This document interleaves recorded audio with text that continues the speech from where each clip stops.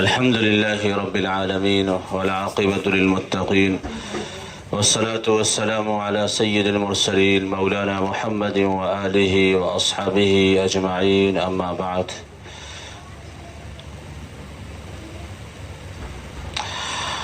وقال الله سبحانه وتعالى ما يفعل الله بعذابكم إن شكرتم وآمنتم وكان الله شاكرا عليما. وقال تعالى لئن شكرتم لأزيدنكم ولئن كفرتم إن عذابي لشديد. فرض رسول الله صلى الله عليه وسلم زكاة الفطر طهرا للصيام من اللغو والرفث وطعمة للمساكين.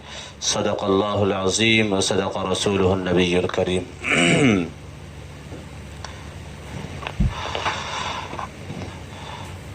اللہ تبارک و تعالیٰ نے اپنے فضل سے اپنے کرم سے رمضان کا مقدس اور مبارک مہینہ عطا فرمایا اور رمضان کا یہ آخری جمعہ بھی عطا فرمایا. اللہ تعالیٰ نے رمضان کا ہر دن بابرکت بنایا ہے اور پھر اس میں جمعے کا دن اگر شامل ہو جائے تو دوہری فضیلت ہو جاتی ہے. رمضان کی فضیلت، رمضان کے دنوں کی فضیلت، پھر اس کے بعد سید الایام، تمام دنوں کا سردار جمعے کا دن. تو اس طرح رمضان کے اندر جمعہ کی فضیلت دوہری ہو جاتی ہے. ہاں ویسے تو جمعہ کا دن تو سید الایام پورے سال ہے، تمام دنوں کا سردار. رمضان کے اندر اس کے اندر دوہری فضیلت شامل ہو جاتی ہے. یہ رمضان کا آخری جمعہ ہے تو اب یہ مطلب نہیں ہے اس کا میرے کہنے کا کہ اب الوداع کے جمعے کی اور فضیلت بڑھ گئی، دوہری تو پھر یہ چوری ہو گئی. ایسا نہیں ہے. رمضان کے اندر تمام جمعے وہ ایک سے ہوتے ہیں، تمام جمعے ایک سے ہیں، تمام دن ایک سے ہیں. کسی دن کو کسی دن میں کوئی فضیلت حاصل نہیں. ہاں راتوں کو ہے، لیلۃ القدر کا ثواب بڑھا ہوا ہے، لیلۃ القدر کا ثواب بڑھا ہوا ہے اور دنوں سے. تو راتوں کو فضیلت ہے. بعض راتیں افضل ہوتی ہیں، شب قدر کی رات ان میں کوئی سی بھی ہو سکتی ہے، وہ افضل رات ہے ان راتوں سے، دیگر راتوں سے. لیکن دنوں میں تمام دن سب برابر ہیں اور جمعوں میں سب جمعے برابر ہیں فضیلت کے اندر. جتنی پہلے جمعے کی فضیلت تھی اتنی ہی دوسرے جمعے کی، اتنی ہی تیسرے کی اور اتنی ہی الوداع کے جمعے کی. تمام دنوں کی فضیلت برابر ہے، یہ معلوم ہونا ضروری ہے. الوداع کے جمعہ کا جو تاثر ہے لوگوں کے درمیان، جو الوداع جو متعارف ہے لوگوں میں، وہ اس اعتبار سے ہے کہ لوگ یہ سمجھتے ہیں کہ الوداع کا جمعہ کوئی خاص جمعہ ہوتا ہے اور الوداع کے جمعے میں کوئی خاص رحمتیں نازل ہوتی ہیں، خاص فضیلتوں سے نوازا جاتا ہے، کوئی خاص انعامات سے نوازا جاتا ہے الوداع کے جمعے میں. اس کا خاص پھر لوگوں کے درمیان اس کا اہتمام ہوتا ہے. ورنہ اہتمام کی کیا معنی؟ اہتمام کی کیا معنی؟ روزانہ فضائل رمضان پڑھا جاتا ہے مسجد میں، گھروں کے اندر بھی لوگ پڑھتے ہیں اور قرآن و حدیث سنتے رہتے ہیں، علماء کے بیانات بھی سنتے ہیں. کبھی کسی نے کہیں سنا کہ الوداع کا جمعہ کوئی خاص فضیلت رکھتا ہے؟ سنا بھی ہے تو ان لوگوں سے جن کی بات معتبر نہیں ہے، جو قرآن و حدیث کے وہ قرآن و حدیث سے دلیل دے ہی نہیں سکتے، اور اگر دے بھی رہے قرآن و حدیث سے دلیل تو یا تو وہ غلط ہے، یا تو وہ غلط ہے، جھوٹ بول رہے وہ. ہاں یا تو وہ جھوٹ بول رہے ہو. ابھی آپ نیٹ پہ سرچ کرو تو الوداع کا جمعہ جو بدعتی مسلک بدعتی لوگ ہیں، الوداع کو جمعے کو لے کر من گھڑت حدیثیں انہوں نے اپنی طرف سے گھڑ رکھی، من گھڑت حدیثیں، من گھڑت فضائل، اتنی مرتبہ یہ پڑھو، اتنی مرتبہ یہ پڑھو، یہ کرو، اور اگر قضا نماز کی 2 رکعت بھی پڑھ لو تو پوری عمر کی تمہاری نمازیں معاف ہو جائیں. طرح طرح کی بات ہے. العیاذ باللہ، اللہ سے ڈرنا چاہیے ایسے لوگوں کو. اللہ تعالیٰ فرماتے ہیں کہ اللہ پر جھوٹ باندھ رہے ہو، اللہ پہ جھوٹ، اور کسی پہ باندھتے اللہ پہ جھوٹ باندھ رہے ہو، چلے جائیں کہ وہ کسی کے لیے بھی جھوٹ کسی کی طرف منسوخ کرنا گوارا نہیں. جو بات اللہ کے نبی نے نہیں فرمائی، اللہ نے نہیں فرمائی، شریعت میں شریعت سے اس کا کوئی تعلق نہیں، قرآن و حدیث کا کوئی تعلق نہیں، اور اس کو یہ کہنا کہ یہ حدیث ہے. اللہ کے نبی علیہ الصلوۃ والسلام نے فرمایا کہ جو شخص کسی بات کو میری طرف منسوب کرے، من کذب علی متعمدا، جو بات میں نے نہیں کری جان بوجھ کر وہ میری طرف منسوب کرے کہ یہ بات نبی علیہ الصلوۃ والسلام نے فرمائی ہے، فرمایا فلیقعد مقعدہ فلیتبوأ مقعدہ من النار، اس کو اپنا ٹھکانہ جہنم میں بنا لینا چاہیے. جو اللہ کے نبی کی طرف منسوب کر کے کہے کہ یہ بات نبی نے فرمائی ہے اور وہ بات نبی نے نہ فرمائی ہو، جان بوجھ کر اگر یہ حرکتیں کر رہا ہے تو فرمایا فلیتبوأ مقعدہ من النار.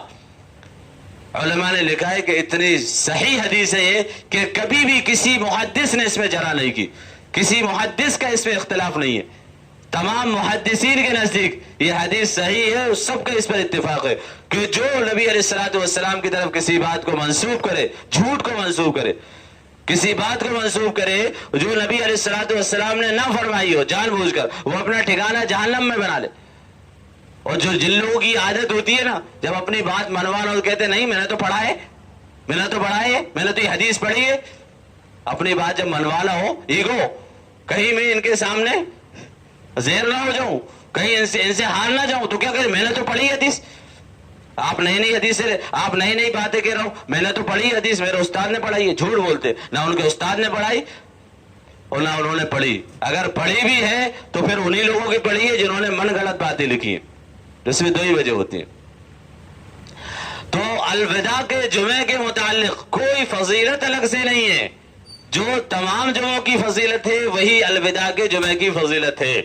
الگ سے کوئی فضیلت الوداع کے جمعے کی ثابت نہیں ہے، یہ اچھی طرح یاد رکھنا چاہیے.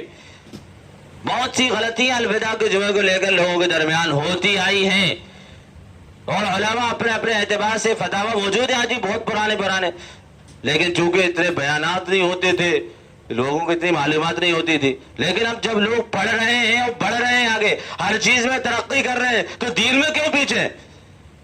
دین کی معلومات کیوں حاصل نہیں کرتے؟ قرآن و حدیث کو صحیح حاصل کیوں نہیں کر رہے؟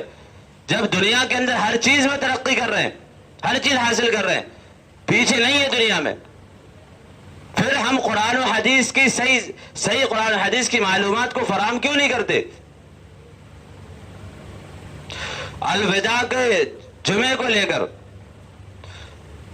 علماء نے صاف لکھا ہے کہ جو شخص الوداع کو جمعے کو خاص کوئی فضیلت ثابت کرے کہ نبی علیہ الصلوۃ والسلام نے اس کو کوئی فضیلت عطا فرمائی ہے الگ سے، یا صحابہ نے کوئی اس کو الگ سے فضیلت عطا فرمائی، سراسر جھوٹ ہے. شریعت سے اس کا کوئی تعلق نہیں، کوئی اس کی خاص فضیلت نہیں.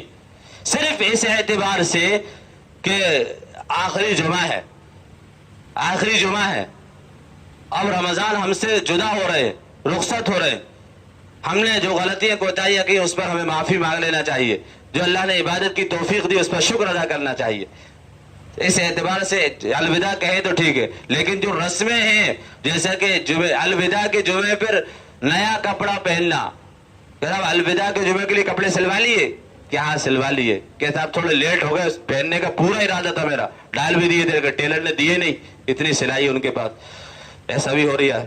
بعض لوگ اس لیے نہیں پہن کے آئے، سب کی نہیں کہہ رہا، بعض لوگ اس لیے پہن کے نہیں آئے کہ ٹیلر نے ٹائم پہ نہیں دیے، سلائی بہت تھی اس کے بعد.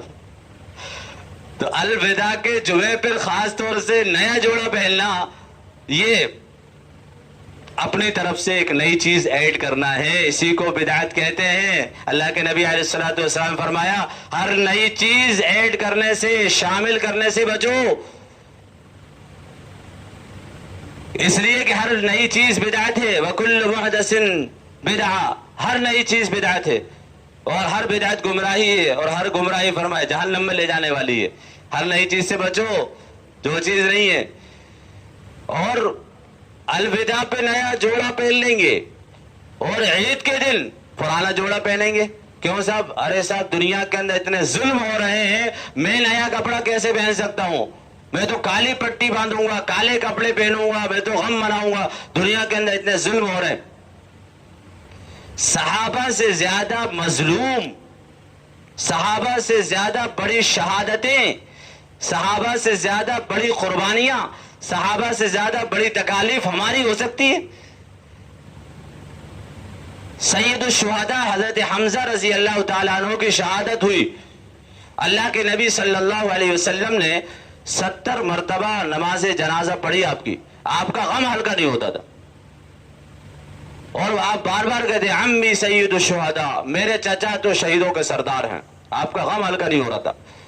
لیکن اس کے بعد پھر رمضان آیا، نبی علیہ الصلوۃ والسلام موجود ہیں، کیا کوئی بتا دے کہ اس عید پر اللہ کے نبی علیہ الصلوۃ والسلام نے غمی کی عید منائی ہو، اور یہ کہا ہو کہ اللہ تعالیٰ نے تو خوشی منانے کا دن دیا ہے، خوشی کا دن دیا ہے، افطار کا دن دیا، انعام کا دن دیا، جائزے کا دن دیا، لیکن ہم اس کو ٹھکراتے ہیں اور ہم اس دن کو غمی کے دن میں تبدیل کر لیں گے، اس لیے کہ ہمارے چچا شہید ہوئے ہیں، ہم کیسے خوشی منا سکتے ہیں؟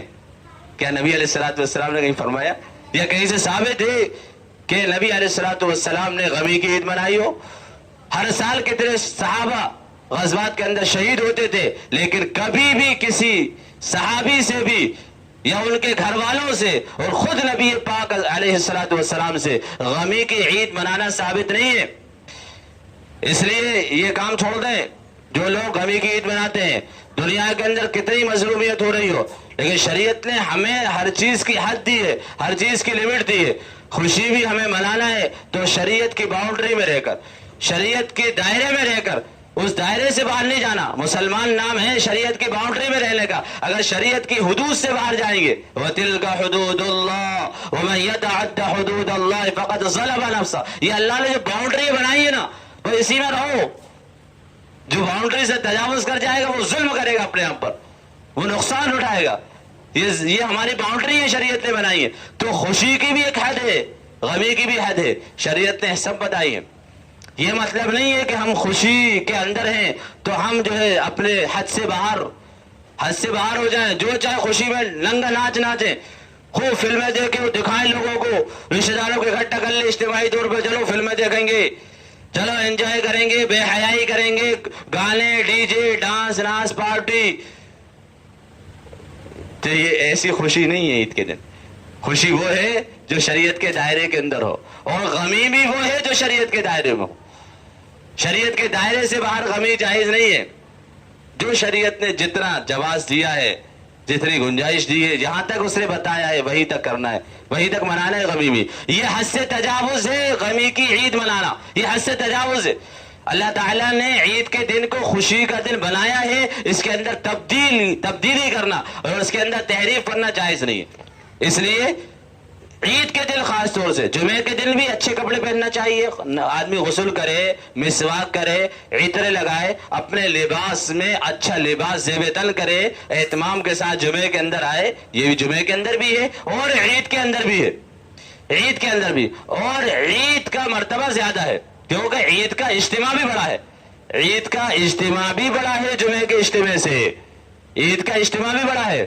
اس لیے جمعے کے اندر خوشبو لگانے کا اہتمام کرنا، مسواک کا اہتمام کرنا، اور اچھے سے اچھا کپڑا اپنے لباس کے اندر جو ہے اس کا اہتمام کرنا، یہ عید کے اندر زیادہ اہتمام ہے، اس کا زیادہ اہتمام ہے۔ اچھا عید کے دن بھی یہ آتا ہے عید کے آداب میں کہ اچھا سے اچھا کپڑا اپنے کپڑوں میں استعمال کریں، یہ نہیں کہ خاص طور سے نئے کپڑے ہی سلوائیں، اگرچہ سلوائیں، اللہ تعالیٰ نے اگر وسعت دی ہے، طاقت دی ہے، نئے کپڑے پہنیں، لیکن ہر شخص نئے کپڑے نہیں سلوا سکتا۔ تو شریعت نے کیا اصول بتا دیا ہے کہ اپنے لباس میں جو اچھا سے اچھا لباس ہو، اب اس میں اگر نیا لباس بھی کسی نے سلوا لیا تو وہ بھی اس کا ہو گیا، اب ان تمام میں جو اچھا لباس ہو تو نیا نکلے گا اچھا لباس۔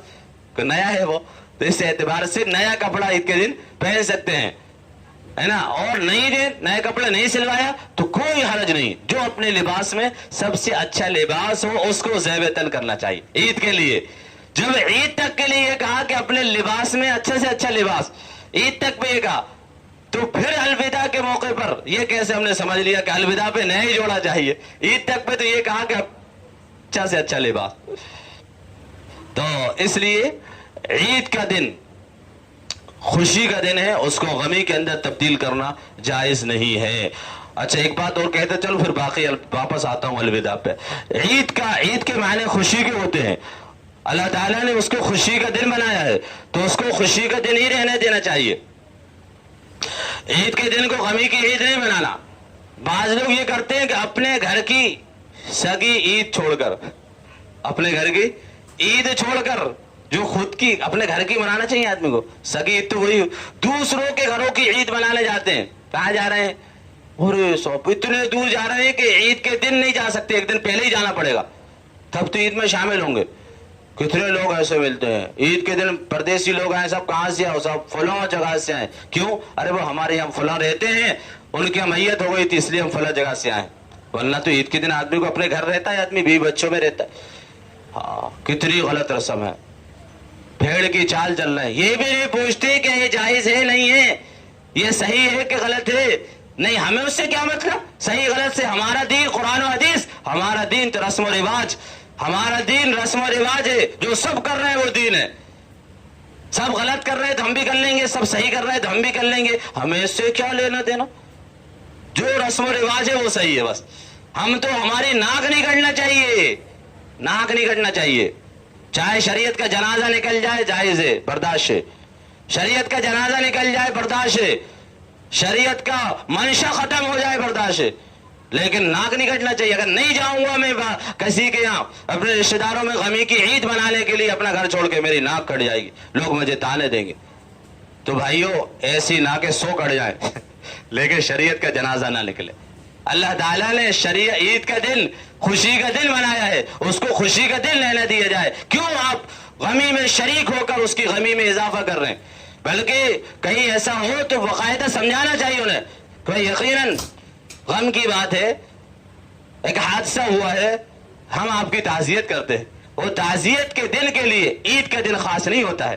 ताज़ियत तो आगे पीछे कभी भी कर सकते हैं, ताज़ियत तो ताज़ियत होती है, ताज़ियत का सवाब है, ताज़ियत का सवाब है। किसी का इंतकाल हो जाए उसके घर जाना, ताज़ियत करना, इसका सवाब है। और ताज़ियत के लिए ईद का दिन खास नहीं होता है, ताज़ियत तो कभी भी कर सकते हैं। लिहाजा मैं जो है ताज़ियत करने के लिए आ चुका आपके यहाँ पहले, और फिर आऊंगा इंशाअल्लाह, बार बार आऊंगा, आपसे हमारा ताल्लुक है, आप रिश्तेदार हैं, लेकिन ईद के दिन नहीं।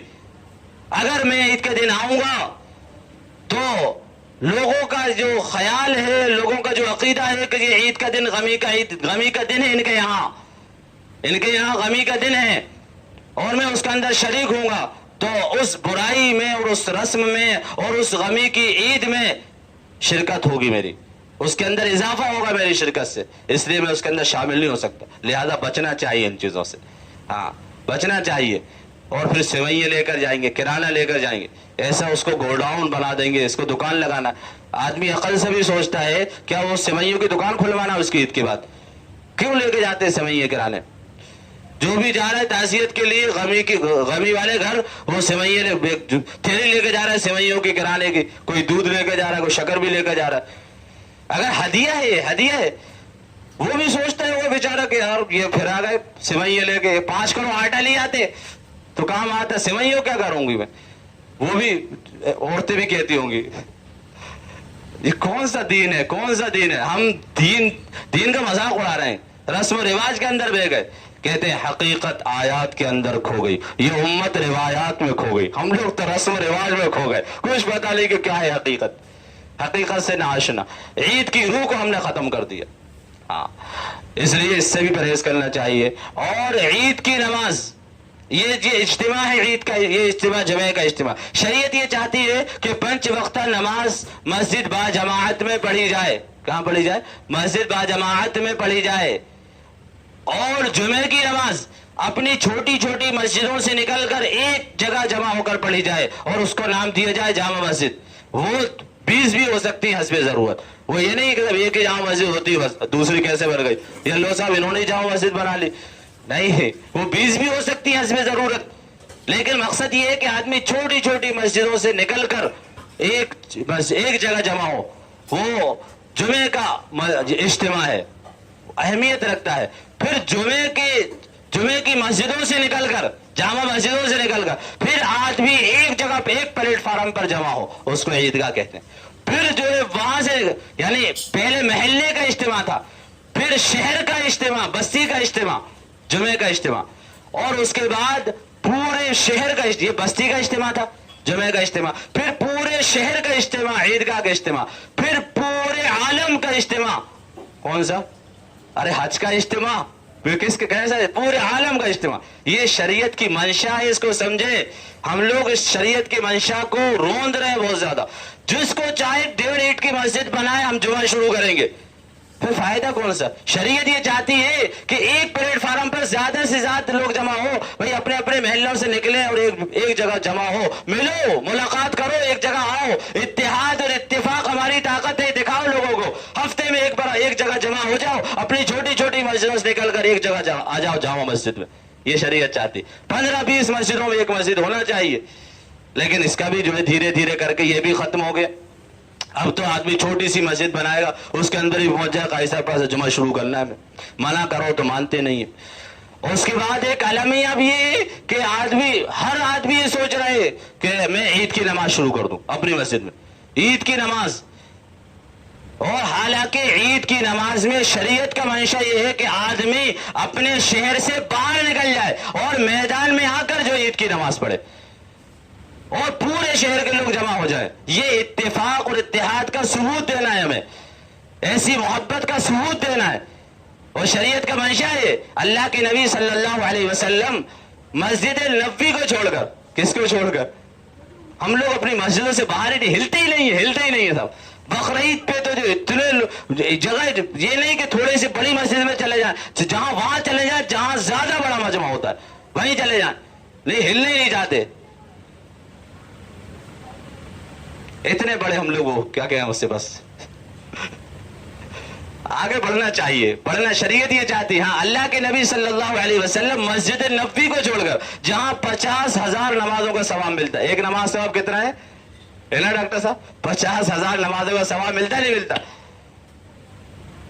मस्जिद नबवी को छोड़कर नबी पाक अलैहिस्सलातु वस्सलाम खुद भी जाते थे और सहाबा को लेकर जाते थे, और तमाम सहाबा एक जगह एक मैदान में नमाज अदा करते थे। और यही ईदगाह का मतलब है। ईदगाह का मतलब 4 दीवारी भी नहीं है। वो तो अब क्या है कि लोग कोई मैदान छोड़ते ही नहीं और मिलता ही नहीं लोगों को, हर साल जो है जगह ही नहीं मिलती नमाज पढ़ने की, इसलिए उसकी हिफाजत के लिए बाउंड्री खींच दी गई ताकि हमारी जगह तो महफूज रहे, हम नमाजें कहाँ पढ़ेंगे ईद की।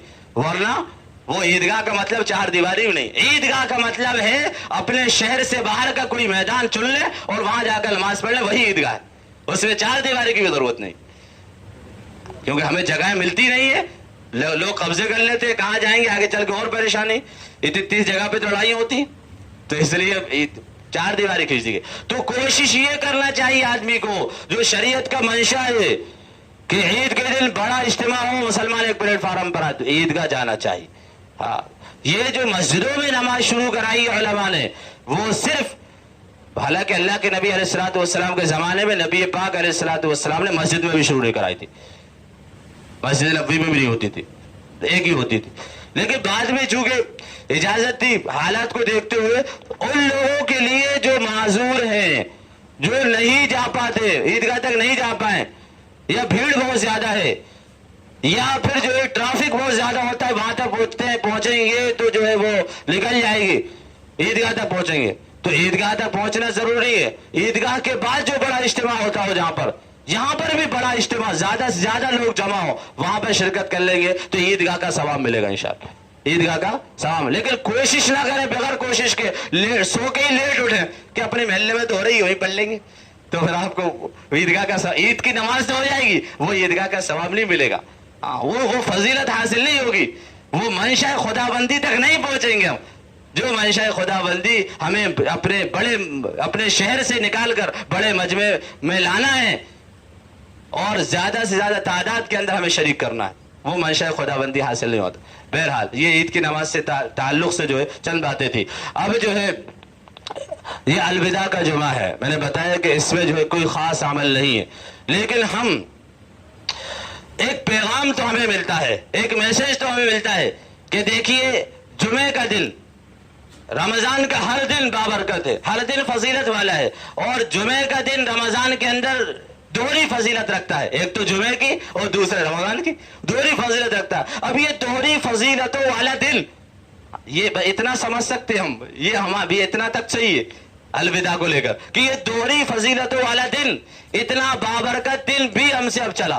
اب جو ہے آخری جمعہ ہے، اس کے بعد جو ہے رمضان کے اندر اب جمعہ نہیں آئے گا، اس کے بعد جمعہ نہیں آئے گا، آخری جمعہ ہے۔ اب دھیرے دھیرے جو رمضان کے دن باقی ہیں وہ بھی ہم سے ختم ہو جائیں گے، تو اس اعتبار سے جو ہے یہ اہمیت کا حامل ہے، اس کو ہم اہمیت دے سکتے ہیں۔ اور اس اعتبار سے کہ اللہ کا شکر ہے کہ ہم نے رمضان کے اندر ٹوٹی پھوٹی عبادت کی، جیسی بھی کی ٹوٹی پھوٹی اللہ کی توفیق سے کی، اس پر اللہ کا شکر ہو۔ اب ہمیں اتنا احساس ہو جانا چاہیے کہ ہم نے جیسی بھی عبادت کی اللہ کی توفیق سے کی، اس پر اللہ کا شکر ہو، اور جو ہم سے غلطیاں کوتاہیاں ہو گئی ہیں اس پر ندامت و شرمندگی ہو۔ تو جو شکر ادا کرتا ہے، اللہ کا فرماتے ہیں ما یفعل اللہ بعذابکم ان شکرتم وآمنتم، اللہ تم کو عذاب دے کر کرے گا کیا؟ اللہ تعالیٰ عذاب دینا نہیں چاہتے کسی کو۔ ما یفعل اللہ بعذابکم ان شکرتم وآمنتم، اگر تم شکر ادا کرو اور اللہ پر ایمان لاؤ تو اللہ کو کیا ضرورت ہے تمہیں عذاب دینے کی؟ ہاں، اللہ تعالیٰ عذاب دینے نہیں چاہتے، معلوم ہوا ہمیں شکر ادا کرنا چاہیے۔ یقیناً ہماری عبادتیں ایسی نہیں ہیں اللہ کی شایان شان ہم کر سکیں۔ نبی پاک علیہ السلام پوری رات کھڑے ہیں، پیروں پر ورم ہے، پیروں پر ورم آنے کے بعد اللہ کی بارگاہ میں یہ عرض کر رہے ہیں ما عبدناک حق عبادتک ما عرفناک حق معرفتک، یا اللہ جیسی آپ کی بندگی کا حق ہے ہم سے ادا نہیں ہوا، جیسی آپ کی معرفت کا حق ہے ہم سے ادا نہیں ہوا۔ وہ نبی فرما رہے ہیں، اتنی اچھی عبادت کرنے والے، ہماری عبادتیں کیسی، ہمارے روزے کیسے، ہماری نماز تراویح کیسی اللہ جانتے ہیں۔ ہم نے ٹوٹی پھوٹی جیسی بھی عبادت کی اللہ تیری توفیق سے کی ہے، ورنہ کتنے لوگ ایسے تھے انہوں نے یہ بھی نہیں کی، ان کے لیے رمضان غیر رمضان برابر ہے، ان کے گھروں پہ چلے جاؤ لگتا ہی نہیں ہے کہ رمضان کا مہینہ چل رہا ہے۔ اپنی صحت کو، تندرستی کو، اپنی انرجی کو برباد کیا۔ یا اللہ آپ نے ہمیں انرجی دی، توفیق، آپ نے ہمیں جو ہے طاقت دی، قوت دی، آپ نے صحت دی، تو یا اللہ آپ نے ہمیں ٹوٹی پھوٹی عبادت کی بھی توفیق دی۔ یا اللہ جیسے بھی اس کو قبول کر لیں، یہ ہے شکر، یہ ہے شکر۔ اللہ تعالیٰ آگے بھی توفیق دیتے ہیں۔ اور ایک استغفار، یا اللہ جیسی آپ کی شان ہے، جیسے آپ بڑے ہیں، ہم سے آپ کی شایان شان آپ کا حق ادا نہیں ہوا، نہیں ہو پاتا، یا اللہ اس کو معاف کر دے، لیکن ہماری اس بے ادبی کی وجہ سے ہمیں آگے محروم نہ فرما۔ یہ استغفار کا مطلب۔ تو شکر کریں اور استغفار کریں، یہ ہماری قبولیت کی علامت ہوگی، ہے نا۔ اور اس کے بعد جو غلطیاں کوتاہی ہو جاتی ہے جس کے اندر آتا ہے صدقہ فطر ادا کریں، صدقہ فطر طہرا للصیام من اللغو والرفث وطعمۃ للمساکین، کہ جو غلطیاں کوتاہیاں برائیاں ہو گئی ہیں، بے فضول باتیں ہو گئی ہیں، اس سے پاکی ہوگی صدقہ فطر سے۔ اور اس میں وطعمۃ للمساکین، مساکین کے کھانا کا بندوبست بھی ہے، حدیث کے اندر فرمایا۔ اس لیے جو صدقہ فطر ہر مرد اور عورت کی طرف سے، بلکہ نابالغ اولاد کی طرف سے بھی ہے صدقہ فطر۔ اگر وہ صاحب مال نہیں ہے، ان کے پاس نہیں ہے، تو ان کے والدین ان کا صدقہ فطر ادا کریں۔ 50 روپے، یہ 50 روپے شریعت نے دینے کی اچھی طرح سمجھے۔ لوگ یہ کہتے ہیں کہ صاحب فطرہ کتنا طے ہوا؟ ارے کتنا طے ہوا؟ کون طے کرے گا اس کو؟ اللہ نے طے کیا۔ جس چیز کو اللہ کے نبی نے طے کر دیا اس کو کون طے کرے گا؟ ہر سال تھوڑی نہ نیا طے ہوگا، وہ تو اللہ کے نبی نے طے کر دیا۔ بھائی 1.25 کلو گیہوں، کتنا؟ 1.25 کلو گیہوں، وہ تو طے ہو گیا حدیث کے اندر۔ ہر سال تھوڑی طے ہوتا ہے کہ سب کتنا طے ہوا اس بار؟ ارے وہ تو ہر سال اعلان اس لیے کیا جاتا تاکہ ہمیں معلوم ہو جائے ہمیں فطرہ دینا ہے، اور ہم آگاہ ہو جائیں اور جلدی جلدی ادا کرتے رہیں اسے۔ یہ اور لوگ بار بار پوچھو کتنے دینا ہے، تو چلو ایک ریٹ کر کے بتا دیا جس میں عوام کا، جس میں فقیر غریب لوگوں کا زیادہ فائدہ ہو، محتاجوں کا زیادہ فائدہ ہو، اس لیے ایک ریٹ طے کر کے بتا دیا۔ لیکن اصلاً تو یہ ہے کہ 1.25 کلو گیہوں یا اس کی قیمت، 3.5 کلو کھجور، 3.5 کلو جو، 3.5 کلو کشمش، ان کی جو قیمت ہو 3.5 کلو کے حساب سے ادا کر دیں۔ اس سے کیا ہوگا؟ اس میں اگر اللہ تعالیٰ نے وسعت دی ہے تو پھر 3.5 کلو والا وزن لینا چاہیے، کشمش، جو اور کھجور کا۔ اس میں غریبوں کا زیادہ فائدہ۔ ورنہ جو ہے آخری تو یہ ہے کہ 1.25 کلو گیہوں یا اس کی قیمت کم سے کم 50 روپے ہم دیں، یہ بچوں کی طرف سے بھی ادا کرنا چاہیے، چاہے بچہ چھوٹا ہو اس کی طرف سے بھی ادا کرنا چاہیے، غریب آدمی کو بھی کوشش کرنا چاہیے کہ وہ جو ہے صدقہ فطر ادا کرے۔ اللہ تعالیٰ عمل کی توفیق نصیب فرمائے۔